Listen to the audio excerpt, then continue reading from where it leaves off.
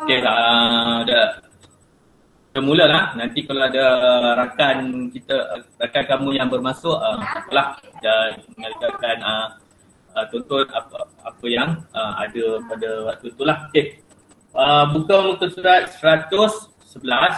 Sebelum tu cikgu ucapkan terima kasih pada yang telah beri masa kamu untuk kelas PGPR Pendidikan Moral tingkatan 1 pada hari ini. Berapa bulan hari ini ya? 21. Agustus 21 hari bulan hari Isnin. Selamat datang semua. Baik. Untuk tajuk kita pada hari ini adalah unit 10, kemudahan awam dijaga bersama. Okay, kemudahan awam dijaga bersama. Baik, sebelum kita pergi lebih mendalam untuk tajuk ni, cikgu nak tanya beberapa soalan. Boleh tak? Boleh. Boleh. Okey, kamu boleh jawab secara lisan ataupun kamu boleh type di ruangan komen ni lah. Ya. Okey, soalan pertama. Ya. Apakah yang dikatakan sebagai kemudahan awam? Jangan tengok buku, jangan Google search. Cuba jawab apa yang kamu tahu dahulu. Okay, ada yang cuba menjawab, boleh type di ruangan komen ataupun terus memberi jawapan secara lisan.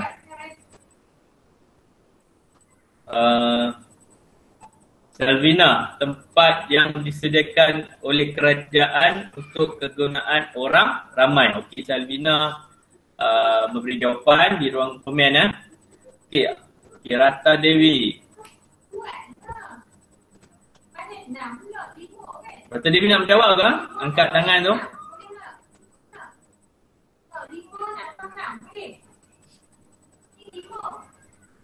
Okey, jawapan daripada Selvina itu betul. Ya, secara umum lah. Okey, secara umum ialah tempat yang disediakan oleh kerajaan untuk kegunaan orang ramai. Baik. Okey, daripada jawapan ni, boleh tak senaraikan 3 contoh kemudahan awam?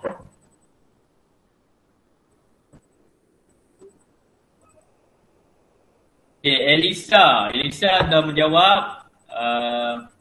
Okay, tepat sekali Elisa. Tania. Tarania.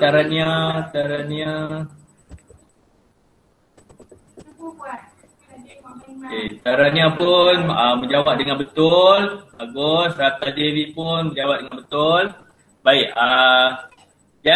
Okey, tandas, awam, dewan orang ramai, perpustakaan, perhentian bas, lagi pusat sumber, hospital, jalan raya, itu adalah kemudahan awam. Ya. Okey. Dan juga taman. Taman ni macam taman permainan di taman perumahan lah. Ada satu taman permainan. Padang, itu semua adalah kemudahan awam. Dan juga sekolah. Sekolah kita, sekolah juga adalah tempat kemudahan awam. Sebab sekolah adalah tempat semua orang menggunakan kemudahan di sekolah, khususnya guru dan juga murid.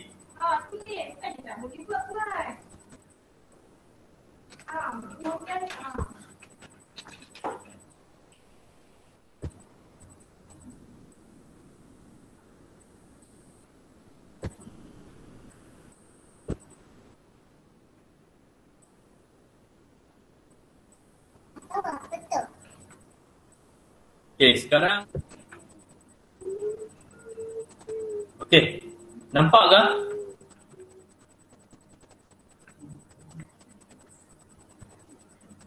Boleh cikgu, boleh nampak. Nampak cikgu. Nampak yang untuk paparan PDF yang cikgu paparkan? Nampak cikgu. Okey Okey. Kemudahan awam. Contoh bagi kemudahan awam itu hospital. Kemudian yang gambar yang kedua tu adalah transit aliran ringan, kereta api. Dia juga termasuk dengan bas sekolah, teksi, ya. Yang ketiganya pusat transformasi bandar. Ini ada pejabat lah, pejabat awam, ya. Seperti JPJ, pejabat pos. Itu semua adalah kemudahan awam juga. Okey, 113 perpustakaan. Okey, perpustakaan. Ya, ni Okey, perpustakaan. Di Bagan Serai ada perpustakaan awam ke? Ada. Oh, ada. Okey. Cikgu rasa setiap tempat, setiap daerah tu ada perpustakaan awam. Jadi nanti kalau waktu cuti lepas pandemik COVID-19 ni, bolehlah buat study group. Selain pada sekolah, boleh buat study group di perpustakaan awam. Okey, ni yang ketiga ni adalah padang permainan. Okey. Padang permainan. Kalau di Bagan Serai ni ada stadium, ya. Stadium untuk stadium badminton dan juga stadium balapan lah. Okay, stadium balapan tu sekarang ni sedang diperbaiki. Sebelum ni boleh digunakan. Jadi semua orang boleh masuk. Jadi itu juga merupakan kemudahan awam. Okey, gambar yang akhir sekali 113 adalah Dewan Orang Ramai. Dewan Orang Ramai, ya. Ini sering digunakanlah Dewan Orang Ramai ni. Terkadang ada majlis majlis perkahwinan, okey. Ada juga majlis mesyuarat dibuat di Dewan Orang Ramai. Jadi tempat ni memang merupakan tumpuan bagi orang ramai lah. Jadi kita mesti menjaga kemudahan awam, khususnya di bahagian tandas, ya. Okey, cara menjaga kemudahan awam, muka surat 114 bersambung dengan 113, 115. Okey. Ni antara contoh-contoh yang perlu kita buat apabila kita menggunakan kemudahan awam. Contoh yang pertama tu, contoh yang pertama ni penggunaan tandas. Okey. Tandas kita gunakan untuk melepaskan hajat kita lah, sama ada buang air kecil atau buang air besar.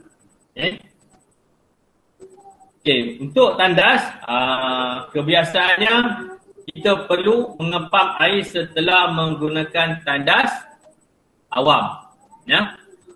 Menggunakan tandas awam. Begitu juga jika kita menggunakan sinki di tandas awam. Kita perlu selepas guna, kita perlu curahkan air di sinki tersebut ataupun lalukan air pada sinki tersebut. Sebab kadang-kadang ada pengguna yang menggunakan orang awam yang menggunakan tandas awam ni, mereka hanya menggunakan sinki tetapi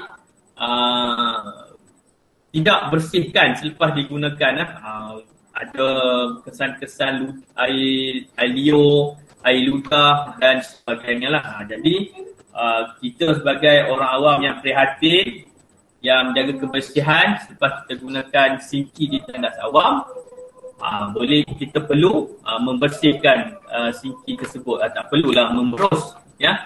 Cuma lalukan air supaya kotoran yang kita buat di sinki tersebut masuk di saluran air keluar. Apakah kepentingan kita mengepam air setelah menggunakan tandas? Ya? Yang pertamanya untuk menghindarkan bau yang tidak menyenangkan. Ya? Kebiasaannya tandas-tandas awam di tempat kita ni dia ada penjaga lah.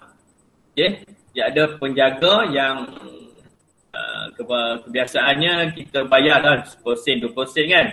Penjaga ni tugasnya untuk yang pertamanya mengutip wang dan juga tugas yang keduanya adalah menyelenggara tandas. Ya? Walaupun ada tukang yang orang yang menjaga tandas tersebut, kita tidak boleh berfikir selepas guna kita biarkan saja. Sebab penjaga tu tidak menyelenggara ataupun membersihkan tandas pada setiap masa, setiap minit, setiap saat. Dia ada jadualnya sendiri. Jadi kita sebagai pengguna, walaupun sudah ada penjaga di situ, kita tetap perlu menjaga kebersihan di tandas awam supaya pengguna yang lain yang masuk selepas kita dapat mengguna tandas ataupun penggunaan awam dengan selesa. Okay.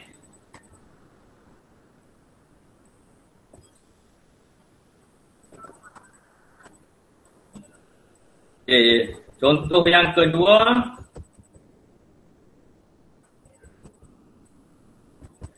iaitu tidak membuang sampah di merata-rata tempat. Boleh rujuk buku teks muka surat 115, tidak membuang sampah di merata-rata tempat.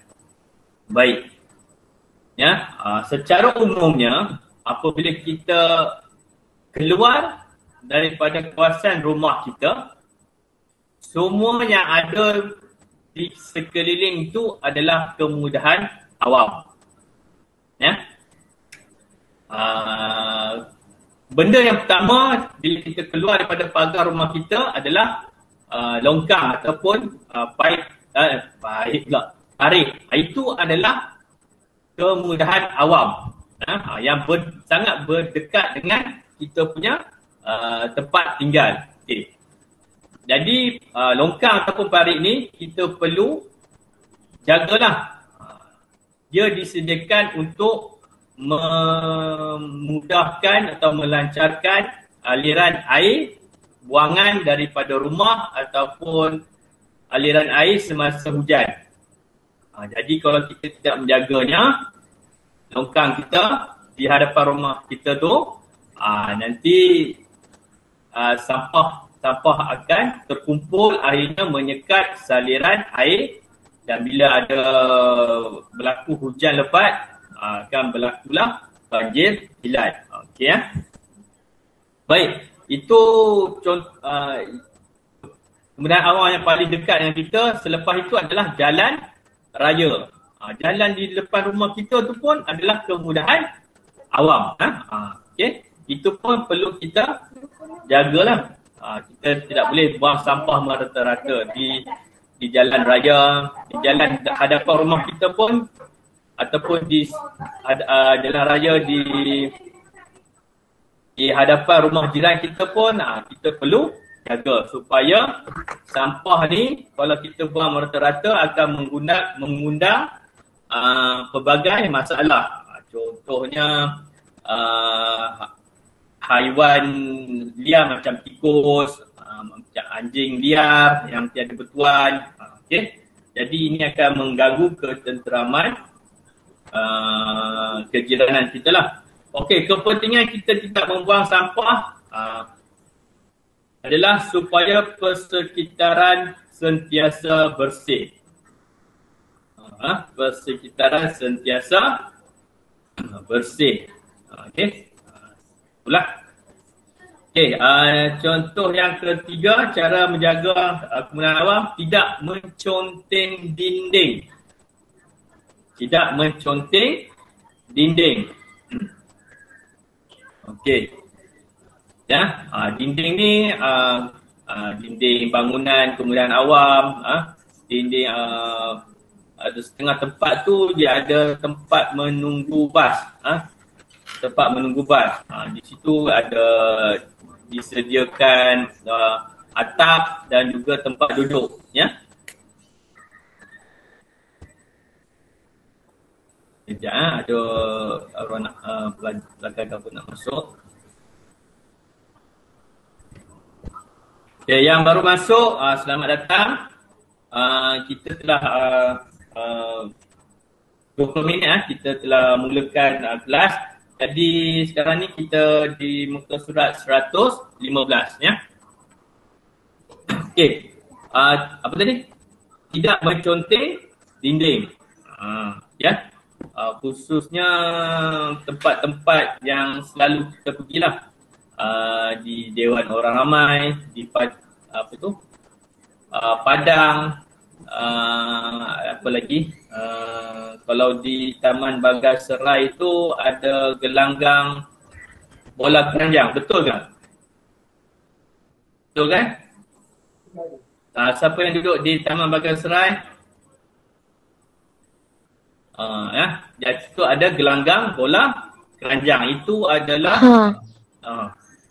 adalah kemudahan awam, ya. Jadi di situ ada satu store.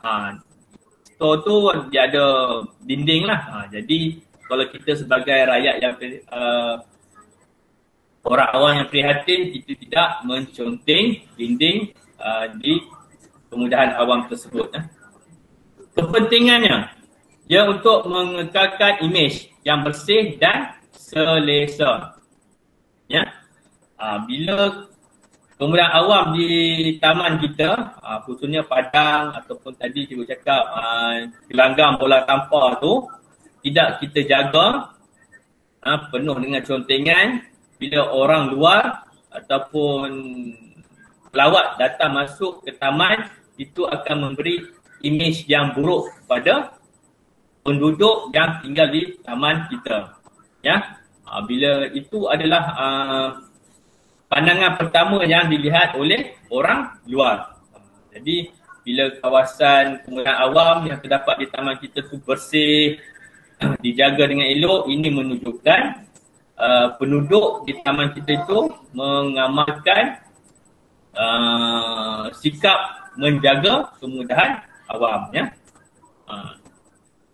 Okey, yang akhir sekali, cara menjaga kemudahan awam adalah mematuhi peraturan yang telah disediakan. Okay, setiap kemudahan awam ada peraturan-peraturannya. Ya. Okey.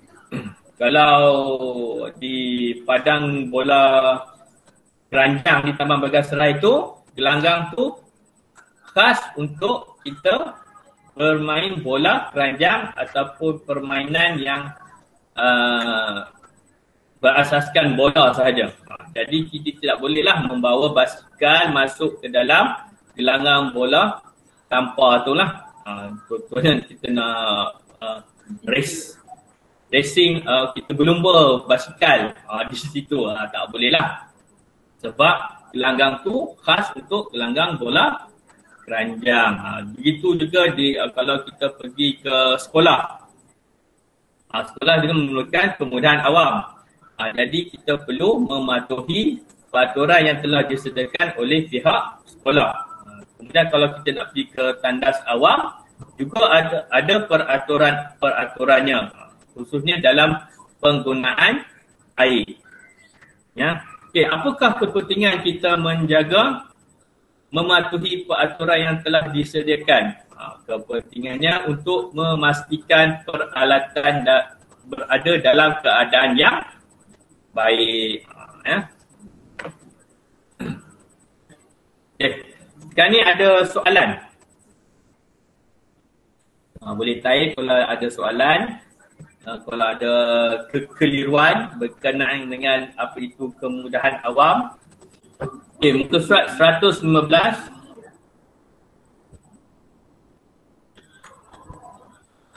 Okey, apakah kesan jika kita tidak menjaga kemudahan awam? Ya. Okey. Perkara yang kita lakukan ataupun kelakuan yang kita lakukan yang menyebabkan rosak apa tu kemudahan awam dikenali sebagai vandalisme. Boleh rujuk pada skrin. Vandalisme. Ada masalah kan dengan skrin? Tak ada cikgu. Okey jelas ya. Okey. Okey. Kesan vandalisme. Vandalisme ni adalah kelakuan merosakkan kemudahan awam. Okey. Yang pertama, bila kita melakukan vandalisme, kita akan menyusahkan orang ramai yang ingin menggunakan kemudahan tersebut.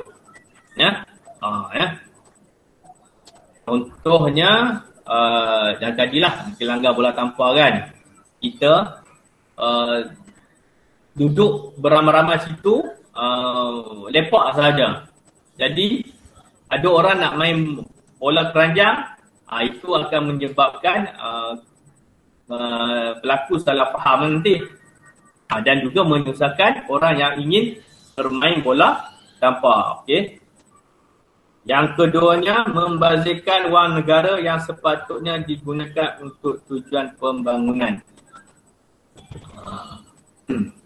Bila kita rosakkan kemudahan awam, pihak kerajaan akan membaik pulih kemudahan yang telah dirosakkan. Okey. Ini bila kita buat proses baik pulih, kita menggunakan wang lah. Jadi wang ini adalah wang daripada cukai yang dibayar oleh rakyat. Jadi membazirlah di situ. Okey. Yang akhir sekali menjejaskan imej dan nama baik negara. Okay, khususnya di kawasan-kawasan pelancongan. Di kawasan pelancongan. Okay. Ada soalan? Tak ada cikgu. Cara menjaga kemudahan awam. Ada? Tak ada? Okay. Baik, cikgu nak tanyalah. Kalau semua dah tak ada soalan, cikgu yang nak tanya. Okey. Cikgu nak tanya siapa? Rabin ada kah? Rabin ke mana ni? Rabin? On mic dan jawab. Ya, cikgu. Ada. Okey, Rabin. Ya, cikgu. Apakah, cikgu nak tanya kamu apakah kemudahan awam yang sering kamu gunakan? Tandas awam. Oh, tandas awam. Oi. Dah musim PKP ni tak boleh keluar tau. Tak boleh keluar. Okey. Tandas awam lah. Selalu guna tandas di mana? Tandas kat market. Oh, kat market. Sama ni. Asyik market je guna tandas awam. Okey. Bagaimana keadaan tandas awam di market itu, Rabin? Bersih? Bersih. Bersih. Bagus.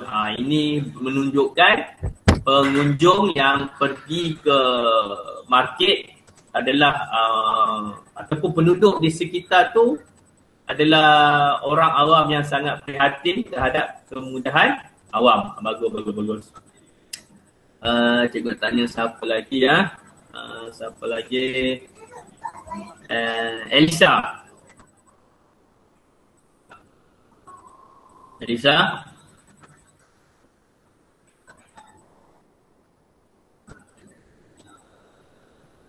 Elisa gimana? Oh ya cikgu. Okey, Elisa dia tak nak cakap ya, dia type di situ. Okey. Tadi Rabin ada beritahu dia sering menggunakan tandas awam di market. Untuk kamu, apakah kemudahan awam yang sering kamu gunakan sebelum ni? Oh, sekolah. Bagus. Okey, pada pandangan kamu lah, apakah kemudahan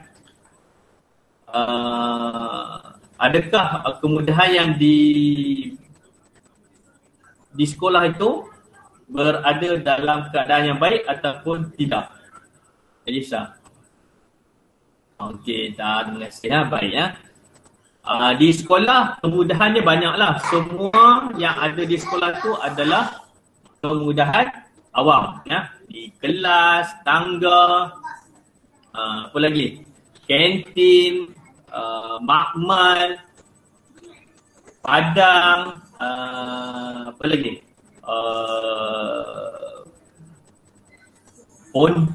Pondok untuk berehat yang ada di makmal sains kan, ataupun di sebelah pondok pengawal tu, tempat menunggu bas, itu adalah kemudahan awam yang dapat di sekolah. Okey. Baik. Kemudahan ini apabila pelawat ataupun orang luar masuk, itulah yang mereka nampak dahulu sebelum mereka masuk atau pejabat ataupun berjumpa dengan murid di kelas. Jadi bila mereka melihat kemudahan yang ada di sekolah tu berada dalam keadaan baik, ini memberi imej yang baik, imej sekolah yang baik kepada orang luar yang datang ke sekolah. Jadi sebab itulah sekolah amat mengambil berat tentang tingkah laku murid semasa menggunakan kemudahan-kemudahan di sekolah. Okey, bagus.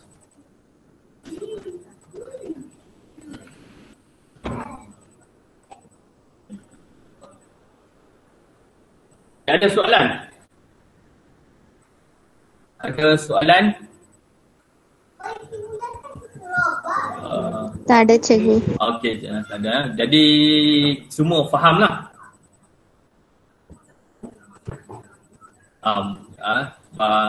Topik ni sebenarnya adalah common sense sajalah ya. Kita sebagai manusia ni perlu menjadi orang yang menjaga kemudahan yang digunakan bersama ya. Okey.